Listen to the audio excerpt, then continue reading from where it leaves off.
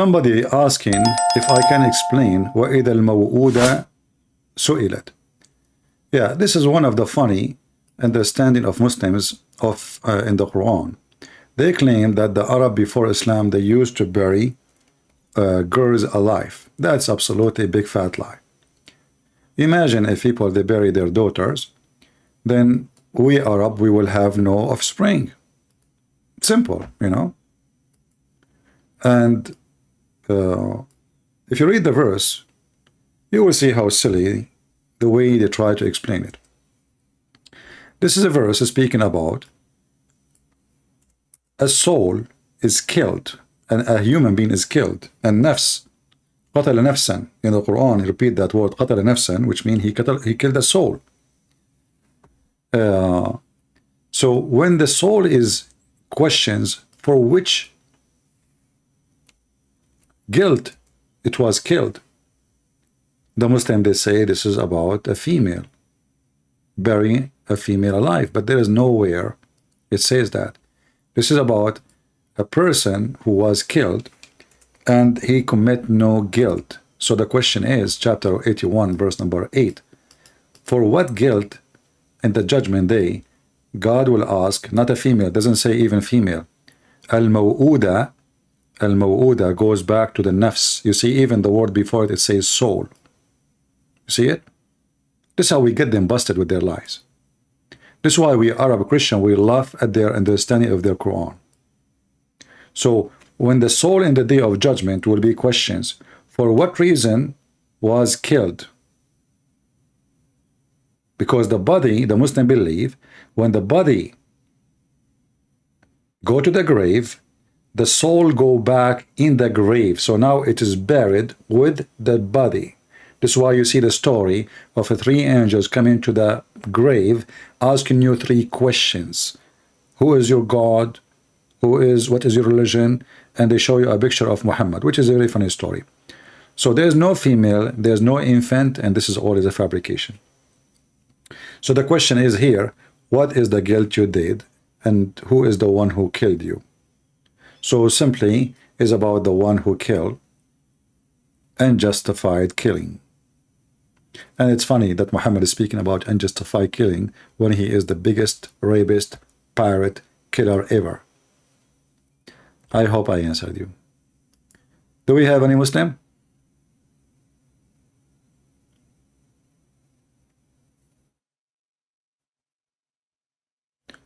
Does Allah have a soul? The Quran say yes. The Muslim, they say no. Because the Quran say clearly, my soul, my spirit, nafsi.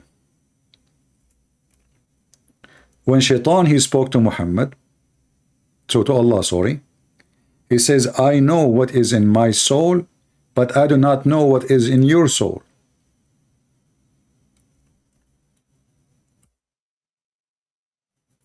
أعلم فما في نفسي ولا أعلم ما في نفسك. All right? And then the Muslim, they will start, I mean, the whole interpretation of the Quran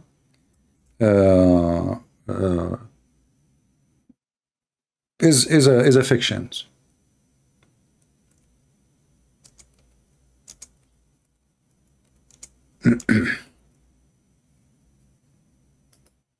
تعلم ما في نفسي ولا أعلم ما في نفسك. You know what is in my soul, which means how bad, how good it is, and I do not know what you have in your soul. And all this garbage here we see in the Quran speaking about nafsi, nafsaka, nafsuku, etc. All right?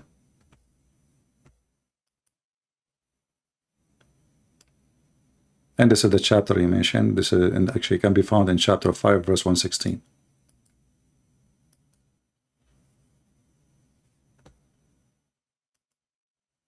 And this one is about Isa, supposedly, but we have other one about Shaitan.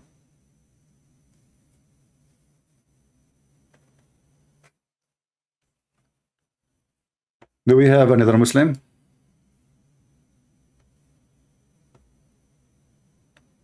Any Muhammadan?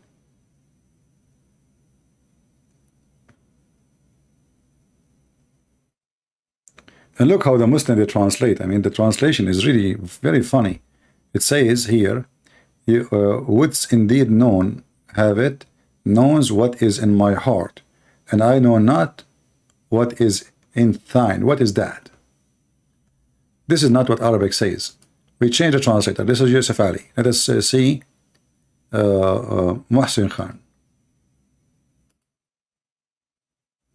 Muslim translation is like, you know, is like a fiction translation. Instead of translating, they make it really weird. Look at the translation here. I know, you know what is in my inner self, and I do not know what is in yours.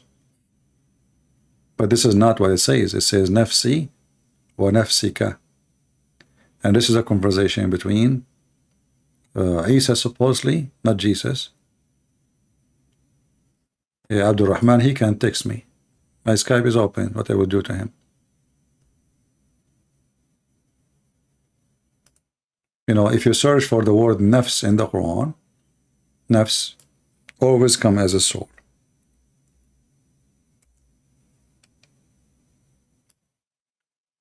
Chapter 2, verse number 48, chapter 2, verse 123, chapter 2, verse 233, chapter 2, 281, etc.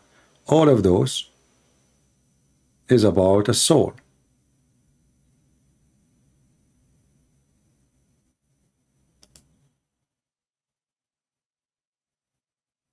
And the translation, again, false. It says, everyone shall taste death. It says, every soul shall taste death. Nafs.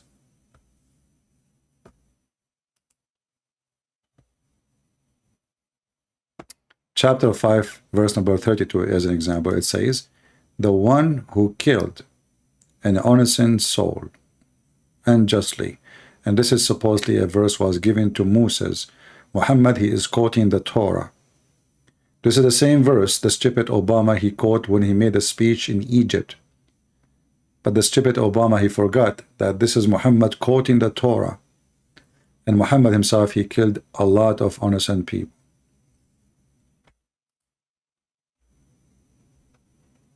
Even the verse in the front of you is speaking about, we gave this to the children of Israel.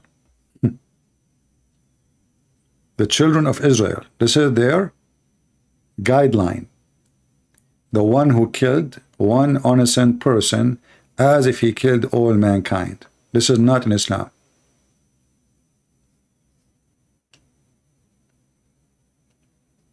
Do we have any Muhammadan?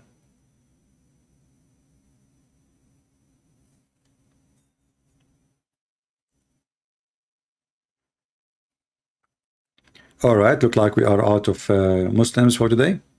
Guys, I hope I did not make you cry. And don't forget that Shaitan, he can make you cry, especially by making you farting when you are in the mosque. Shaitan, he take hair from your anus, and that's very dangerous business. Shaitan can cause you farting non-stop, even though you are devoted Muslim praying to Allah. And Shaitan can plan, you know, to make your butt as a gun machine to fight against Allah. So be aware of the tricks of Shaitan. He is very powerful, especially when it's come to farting and make you crying from farting. Gas is used not only now by Saddam Hussein or the American or Taliban chemical weapon. No, it's used since ancient times. Shaitan is the first one to use it. Before it goes worse. First of all, it is mandatory upon... So he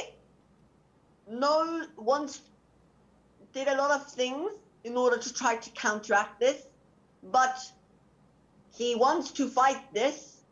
So what should he do? And realized that Shaitan was trying to make him stop praying. So he tried to fight it by ignoring it. But then it kept on coming and coming and coming. Here you see how much struggle a Muslim he go through, because his life is a continuous farting. Allah is unable to stop him from farting, even though he is in the mosque. And supposedly there's two angels, one in the right side and one in the left side. If you see a Muslim, he pray, he move his head to the right when he finish, and then he move his head to the left. Why? Because there is two angels guarding him. And then you ask yourself how shaitan coming to you, taking care of him your anus inside the house of Allah. A house is full of angels, and yet the angels of Allah cannot stop shaitan from making you fart by taking hair from your anus. Pray, gas is released all the time. And this is not a doubt. This person certainly knows something came out. And this only happens whenever he prays. Only happen when he is praying, shaitan make him fart. So my friends, if you want to save yourself from the fart of Islam, you better leave it. As they say, fart in, fart out. Garbage in, garbage out. You will not find any religion in the world say such a stupid things except in Islam. Even the Hindus, even the Buddhists, even the most awkward weirdo religion in the world, you will not find such a stupidity except in Islam. Shaitan play with your anus, shaitan play with your bowels, shaitan round himself around your penis, shaitan having sex with your wife, shaitan biting her nipples, shaitan set her pubic area in fire, and you get to distinguish and you call the fire department because you saw a fire between her legs, and all those stories. You'll find them only in the stupid religion of Islam. And I don't blame you to be stupid when you follow a stupid one. I mean, you are stupid by nature, then what I can do? If this is what you follow, I'm not going to question why. Because obviously you must be stupid. This is the religion of the weirdo. And the more weirdo you are, the more you go for it. And then you will see all those videos reaction for the Quran, and I die laughing. The second you start reading the Quran, you will cry from the stupidity. You will cry laughing, but you will not cry because it's amazing. They bring you a guy have a nice voice, he sing for you. I mean, those guys, if you give them a song full of about the F word, their voice will sound fine.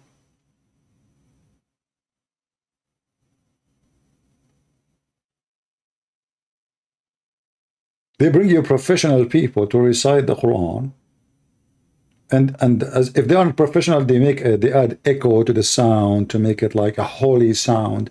But the Quran is the most stupid book, as you see. Anyway, I want to say thank you for the Muslims who support me and the Muslims who send donation. May Allah bless you and give you more versions. And you know, I cannot say may Allah extend your penis because it's already endless. So there is no wish, no point of this wish. I mean, nobody knows where it's going to end. So I'm not going to go there. But I want to say thank you, Muslims, for your support, because you support me more than Christians. At least you curse me. You bless me your curse. At least you make a threat against me. That is a blessing for me. At least you make a lot of videos to attack me and to smear me. That is even better for me. But Christians, they do nothing. You know, look at that Christian. You know. So I decided today to ask Muslims to support me, because I noticed that Muslims, they can do better support, especially with their farting skills. So what about all of you Muslims today? You start donating some of your farting wallet. Support the cause. Because there's only one Christian prince. And he make millions of Muslims cry laughing at Muhammad. Prove me wrong and call me again. Christ is Lord. Islam is a fraud. We prove it every time. Take care.